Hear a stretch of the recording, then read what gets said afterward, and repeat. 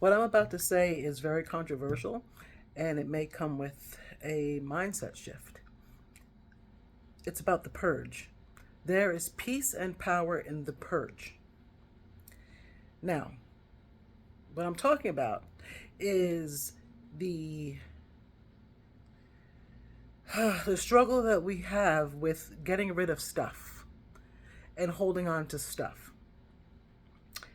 I'm going to tell you a little bit about that and the mindset that comes along with it, and the reasonings behind the purge, why the purge is important, and maybe give you some tips to help you deal with that for yourself. So, I'm 50 years old, and I found that as time has gone on, I've needed less stuff. I still like things. I love home decor. I love decorating my house. Besides the financial part of it, I acquire too much and I have nowhere to put it. I have acquired too much and don't know necessarily where to put it. The mind shift in that is it may not necessarily be more for me because where I am mentally versus where my husband may be, and I could be completely wrong, but this is how I see him, how he shows up for me, is everything in our home was a purchase at one point in time, which cost money, which cost time, which probably cost aggravation at work to be able to make that money to be able to purchase the things. But now that I'm older, I'm finding a more peaceful, tranquil experience. Not so much, not so busy, not so much things. So when my kids were little, they would have toys like all other kids, and they have their schoolwork, their backpacks, their artwork, and those things took up space.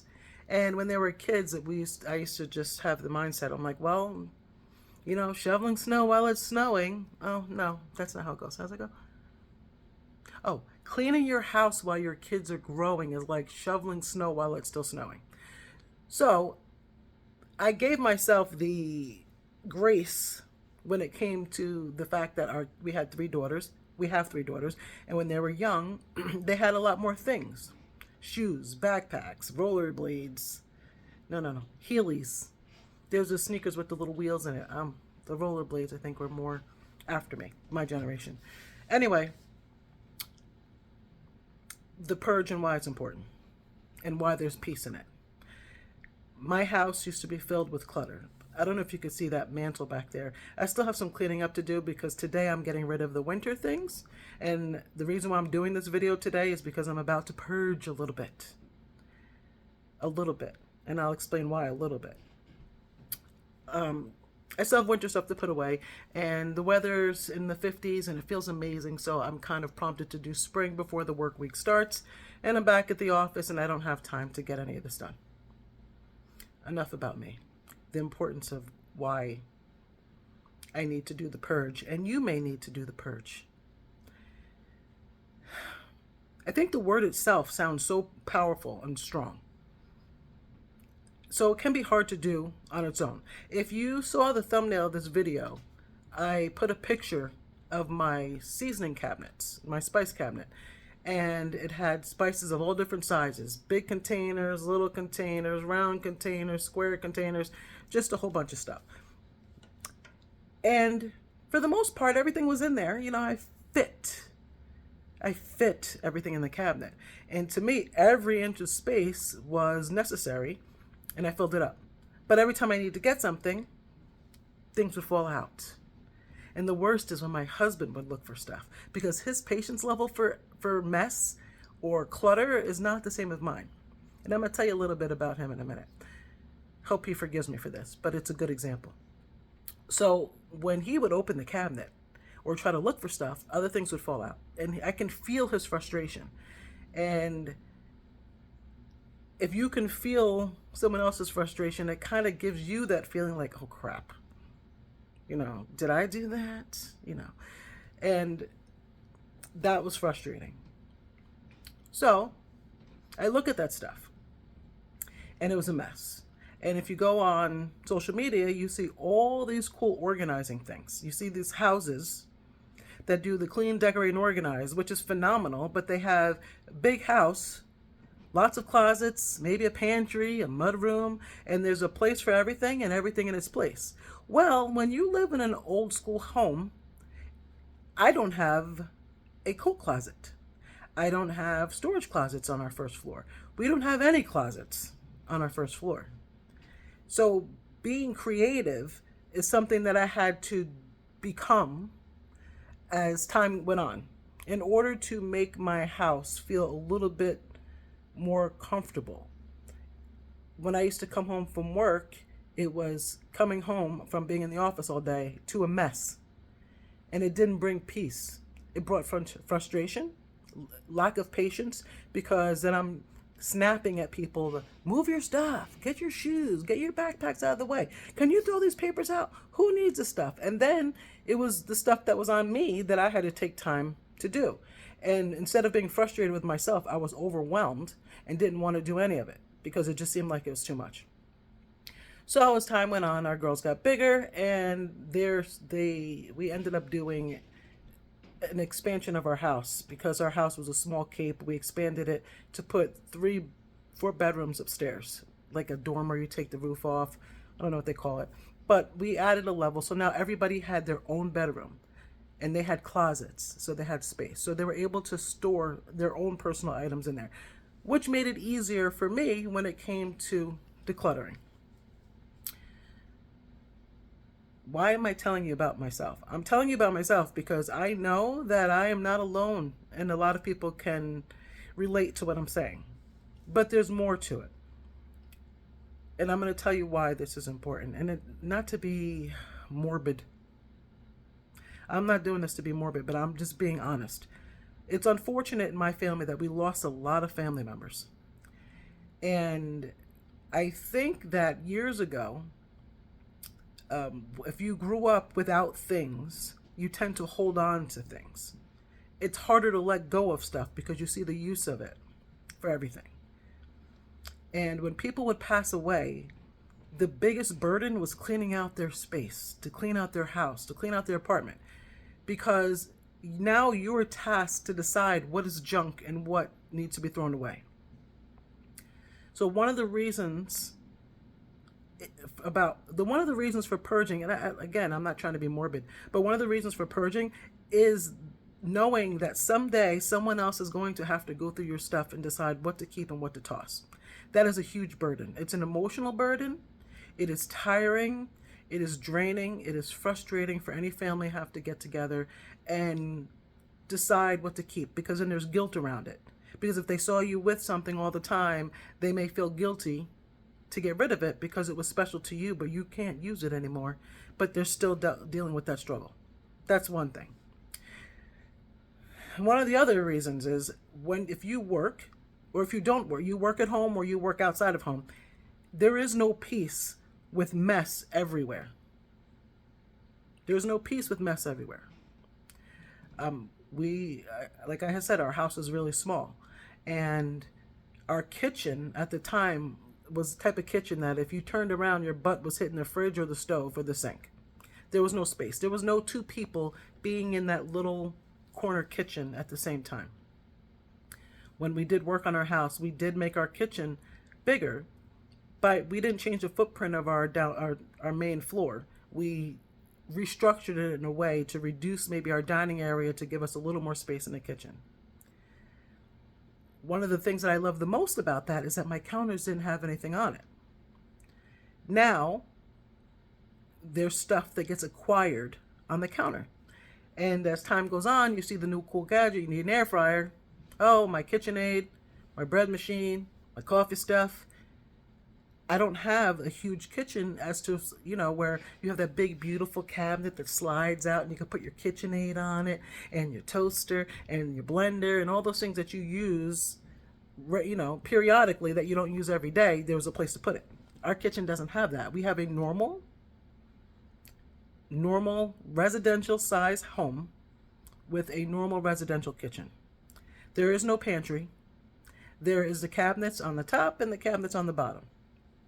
So the picture of the messy cabinet was me seeing That's the before picture of me seeing some influencer, a YouTube person that does cleaning and organizing. They're these beautifully aesthetic seasoning jars. They're wood tops, glass jar, pretty labels. So I did it. My husband and I, because he helped me with that, we took all of our spices out and we rebottled them. And to some people, it's like they come in a perfectly good container. Why would you waste that? Why would you throw the plastic out to go put it in glass? Well, let me tell you something. We did that in July. It is now February. That cabinet still is organized. All the spices are there.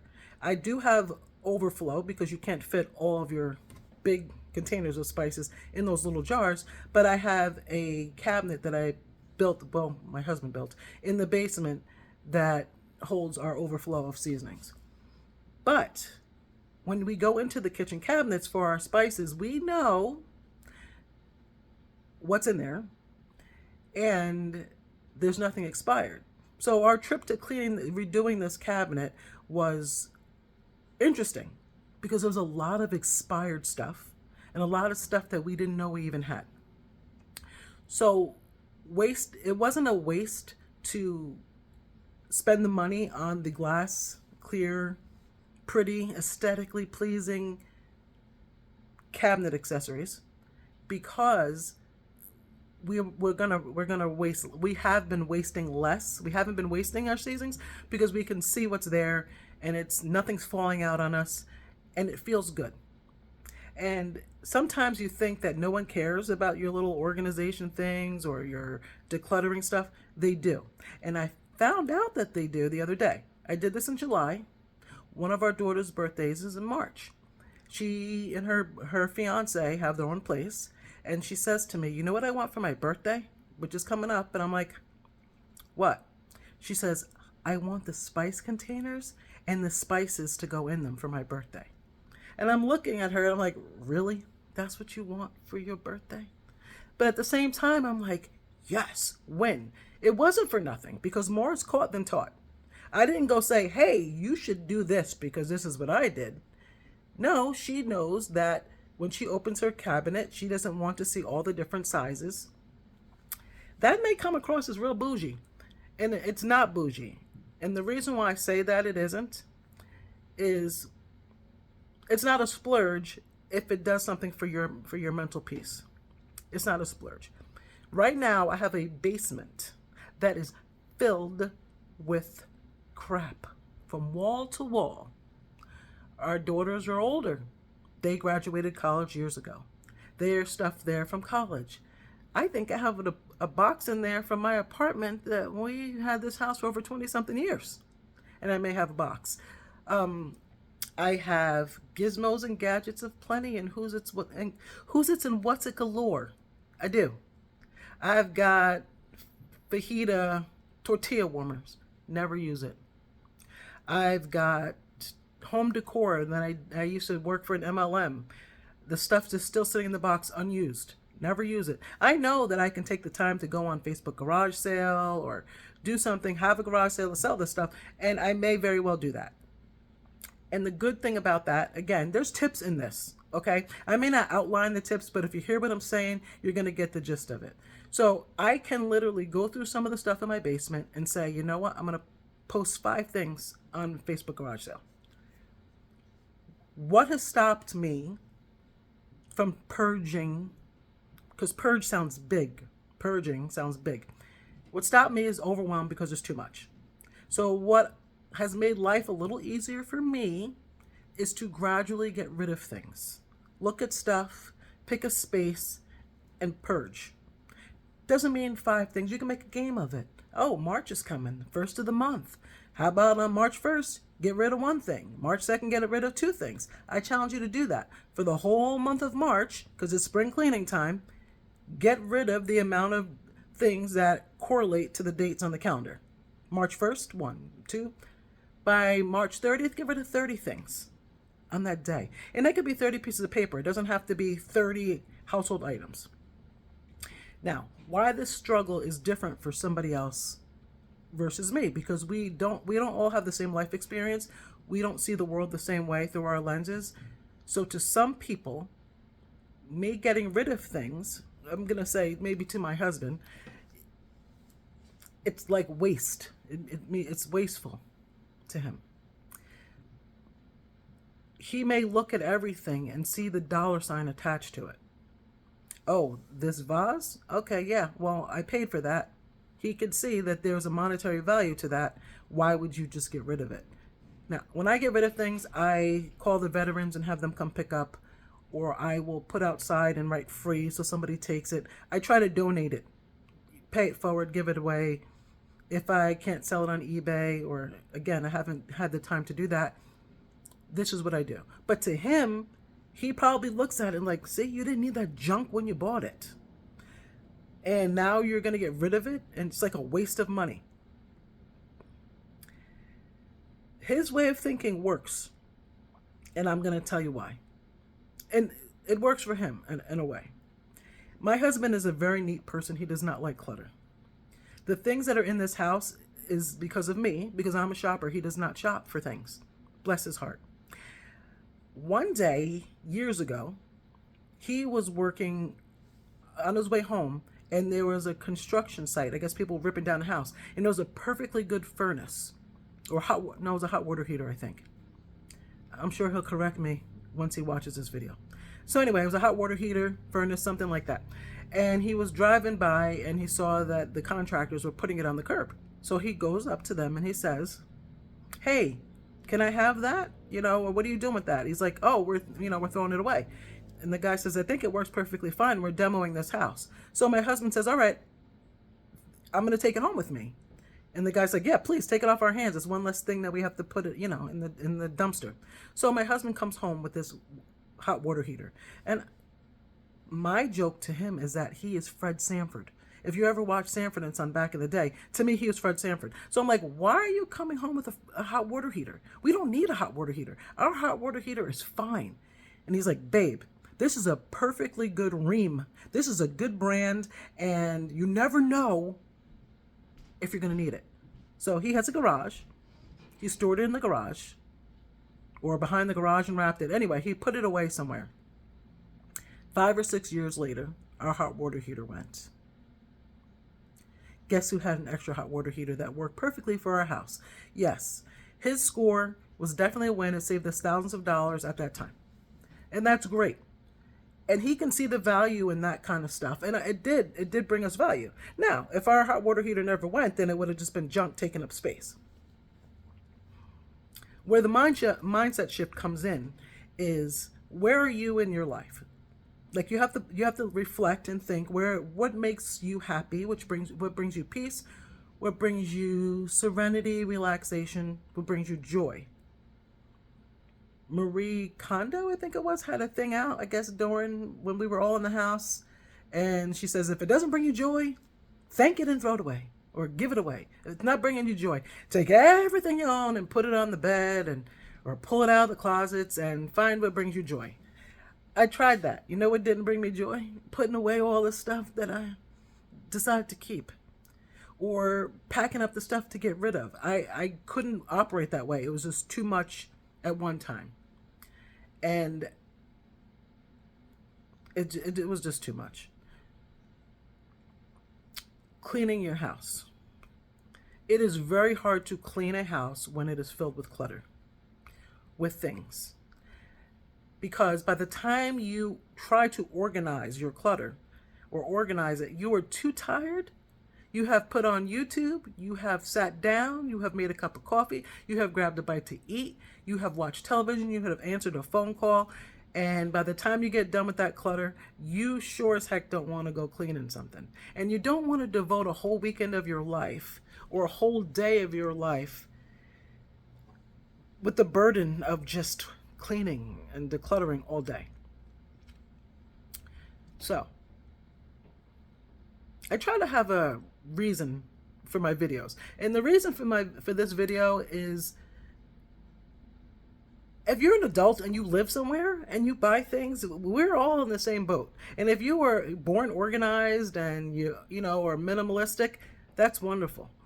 I strive to head in that direction. I don't strive to be a minimalist, but I strive to be a little bit better with things. And because I budget, I have I try to be more intentional with my purchases. So when I do things for my home, I have a home envelope that I use to fund the purchases for home. I come to the point where instead of throwing things away, I will repurpose or reinvent it. So I have a lot of glass vases, vase. I don't know how, no matter how you say it. The thing where you put the flowers in. Yeah, vase, vase. So I have them. I have a lot of them that they come with floral deliveries or floral purchases. They're all usable, but they're not all my style anymore. So what I do now is that I sit down on a weekend when I'm bored and I will paint it. I will make it look like crackle. I will make it look like cement by putting, ceramic. I'll put baking powder and paint, and it gets foamy and it makes a beautiful texture on a vase. One day I'll show you all the cool vases that I made. Vases. It becomes something new. So it's like I purchased something new, and they come out beautifully. If you've never redone a vase, I suggest you do so because it is so satisfying and it's like a quick win. I'm not going to keep you on here too long. I just want to say this. The purge is where the peace is. It is peaceful to be in an environment where you can feel relaxed and not look around everywhere and think of all the things that you should be doing that you're not. I know, that we all have sat on the couch, watched Netflix or watched YouTube or whatever we're watching, and looked around and said, oh my God, I really should be up doing something. Oh my gosh, I really should be cleaning. I really should be decluttering. And we don't do it. These are the reasons that you should. If you purchase something and you don't want to get rid of it because it costs you money, ask yourself if it's costing you your peace. And if it costs you money, can you gift it to somebody else? Whether it's a stranger by putting in a donation pile, or checking with a friend, or seeing if you have the time and patience to sell it, to try to sell it. Do it for your family. Because one day they're going to have to go through your mess. And it's really unfair for you to hold on to things just for someone else, that someone else is going to do it, because maybe one day, someday, you may need it. And I don't know about you, but my memory is not the way that it used to be. So if I have something that I've saved for 10 years, two things are going to either happen. I'm going to forget that I have it, because as I add stuff to the catalog, some stuff falls out. Or I'm not going to remember where it is, because I don't have this huge organized house where everything is in its place and there's a place for everything. I have junk drawers. I have junk sections. I am trying to be better. I'm evolving with grace, hence the name of my channel. And if you appreciate these conversations, because I'm having a conversation with you. And sometimes you look to talk about something and your friends are not on the same wavelength, or they don't want to hear it, or you just don't know who to talk to because that's not, the people around you's thing. Come here, because I talk about life. I talk about evolving in all things. As an adult, as a woman of 50, as somebody who used to be bad with money, as somebody who used to be a hot mess with cleaning, who still strives to be a better version of myself. Come to my channel, subscribe, put the thumbs up, like it, share it with your friends. March 1st is coming, tomorrow. Challenge yourself. Do it. Make it fun. Reward yourself. Make it a game. Reuse, repurpose, or purge. Donate, sell it. Find your peace. It's not hard if you do it. Inch by inch, it's a cinch. Yard by yard, that stuff is hard. Inch by inch, it's a cinch. You got this? Do this. We'll do it together. Works in progress, under construction. Put those tools in your toolbox. Little something each day. Have a great one. Thanks for watching.